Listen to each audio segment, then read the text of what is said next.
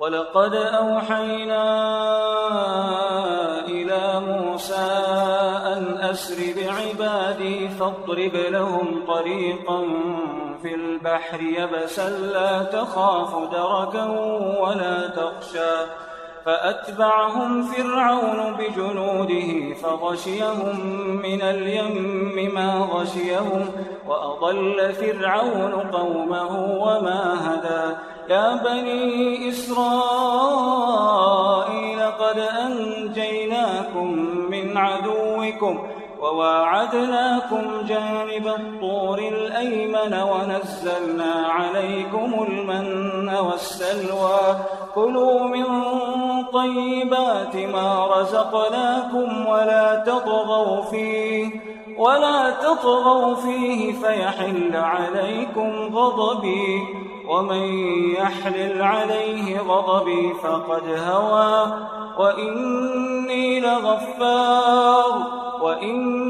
لغفار لمن تاب وآمن وعمل صالحا ثم اهتدى وما أعجلك عن قومك يا موسى قال هم أولئك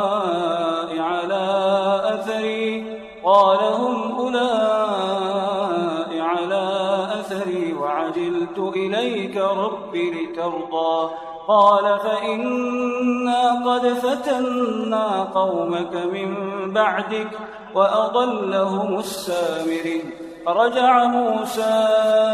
إلى قومه غضبان أسفا قال يا قوم ألم يعدكم ربكم وعدا حسنا أفطال عليكم العهد أم أردتم أن يحل عليكم غضب من ربكم فأخلفتم موعدي قالوا ما أخلفنا موعدك بملكنا ولكننا حملنا أوزارا